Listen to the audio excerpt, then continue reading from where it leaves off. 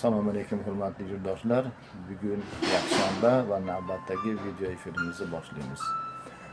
Ma'lumingizki, O'zbekistonda qishloq xo'jaligiga rivojlantirishga bo'lgan e'tibor juda ham katta va agronomlar, bog'bonlar, havaskor bog'bonlar yangi agrotexnika ilg'or ko'nikmalarni ishga solib, demak uzum yetishtirishda va turli xil meva yetishtirishda yuqori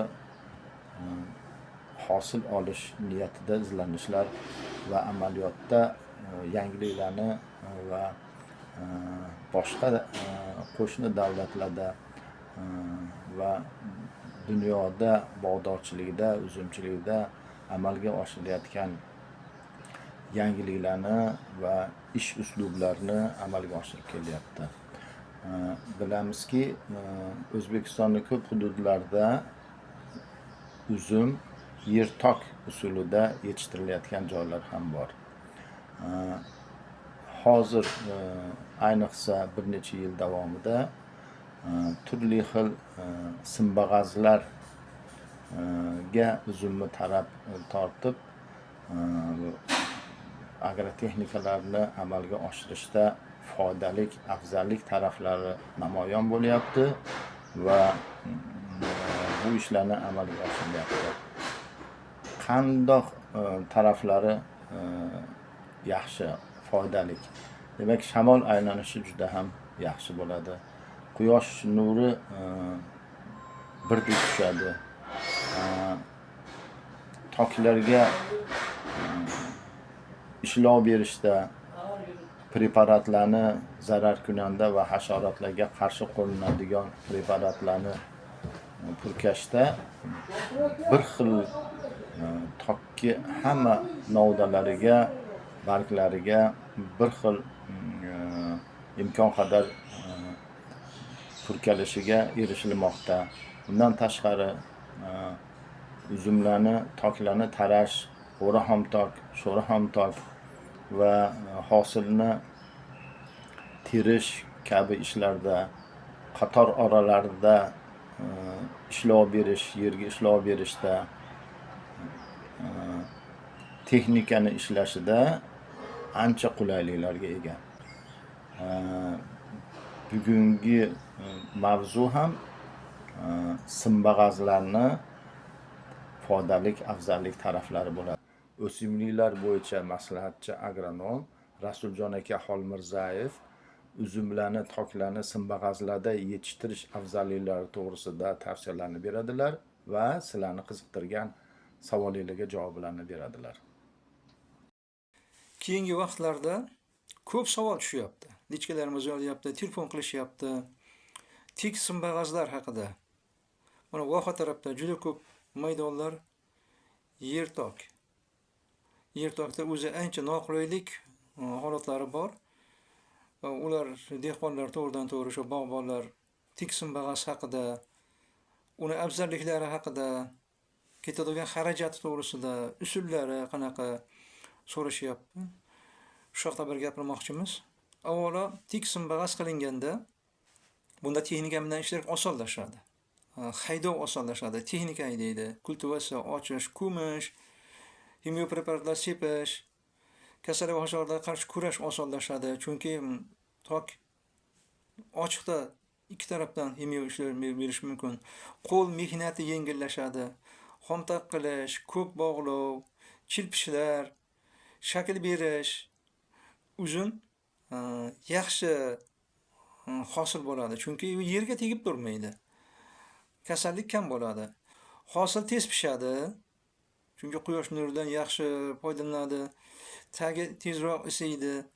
Begona o'tlarga qarshi kurash osonlashadi. Demak, biz tokni tagigacha chopishimiz mumkin. Ostini pastigacha chopish mumkin. Demak, ko'mish, ochish ishlari ham demak texnika bilan quyosh nuri yaxshi tushganligi uchun kasallik kam bo'ladi. Yer tokda dimiqqan havo bo'ladi. Bunda mildiyu, antraknoz, o'sha aydiumlar hosil bo'ladi. Umuman olganda tik simbag'az bizga uzoq yillar xizmat qiladi. Buni agar temir betondan bo'ladigan bo'lsa, bu deyarli chirimaydi, uzoq yil xizmat qilishi mumkin.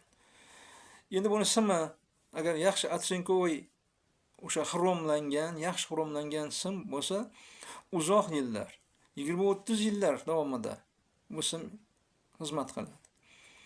Hozir biz shuni bir xarajatlari haqida ham bir aytib o'tamiz. Mana tik simbag'az. Avvalo istalbi 270 santimetr bo'ladi. Buni 70 santimetri yerga ko'miladi. 2 metri, demak 40 santimetr oralikda simlar sotiladi. Mana bu o'rtadagi stolbasi, bu chekkadagi stolba, buni maxsus tirgagi bo'ladi mana. Demak, bu gektariga 429 ta stolba ketadi. Agar biz buni stolbalar narxini 60 mingdan hisoblaydigan bo'lsak, 25 million 740 ming pul ketadi. Bularga 4 qatordan sim sotiladigan bo'lsa, demak 100 metr oraliq. Bu simlar 1 metr qilib kesiladi. Chunki mana bu joyiga sim o'raladi. Ya'ni buni har yili remont qilish, ya'ni ta'mirlash uchun bularni bo'shatilib, yana qaytadan tortiladi. Shuning uchun kamida 50 santimetr mana bu joyda uzun bo'lishi kerak. Bular o'rab qo'yilaveradi qolgani. Bunda 4 qator sim tortiladigan bo'lsa, 1 metrdan bo'ladigan bo'lsa, demak 30 qatorda 13332 metr sim ketadi, vagonometr. Agar bu simni qalinligi 2 millimetrli bo'ladigan bo'lsa, bu 1 kilosi 30 metr bo'ladi.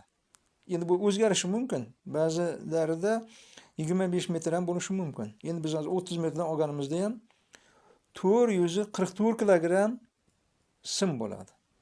Buni agar 13 mingdan hisoblaydigan bo'lsak har kilogrammini, demak 5 million 772 ming so'm bo'ladi. Bundan tashqari yana qo'shimcha sim olinadi. Chunki mana bu joyda mana bu joylar sim bilan bog'lanadi. Mana bu joylar. Yana qo'shimcha sim kerak bizga. 40 santimetrdan sim kerak mana bu joylarga. Yana qo'shimcha. Bu yerda 18 kilogramm sim ketadi. Ya'ni bu metrga oladigan bo'lsa 528 metr bo'ladi. Agar biz yana buni o'sha 13 dan hisoblaydigan bo'lsak, 234 ming yana qo'shimcha sim olishga to'g'ri keladi. Endi jamila hisoblaydigan bo'lsak, 31 million 512 ming 234 so'm pul bo'lyapti. Agar mana shu hisobda bo'ladigan bo'lsa. Lekin simni qalinligi biz 0.2 mm oldik. Bu 3 mm bo'lishi mumkin, 4 mm bo'lishi mumkin. Bunda hisob o'zgaradi. Kilogramm o'zgaradi. 0.3 15 metrdan 20 metrgacha bo'lishi mumkin. Demak, bunda mana o'zgaradi. Narx-navo ham o'zgaradi shunga yarasha. Mana bunda tepasida mana 90 cm oraliq, bu yog'i mana 60 cm irlik, bu yerda 3 talik. Buni 4 taliga ham qilish mumkin 40 cm dan. Buni afzalligi nima? Bunda tok mana tajribada ko'rildi, qora kishmish. Bunda bir hafta oldin pishyapti. Tik simbag'azga qaraganda. Uzum sifatli bo'lyapti. Sababi uzum mana bu joyda osilib turibdi.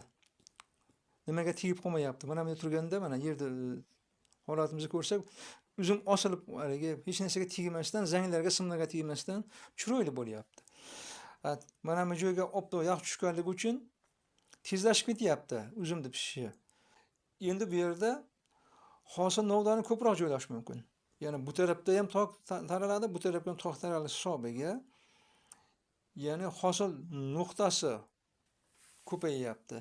O'g'inliklardan, profillardan qilish mumkin mana buni.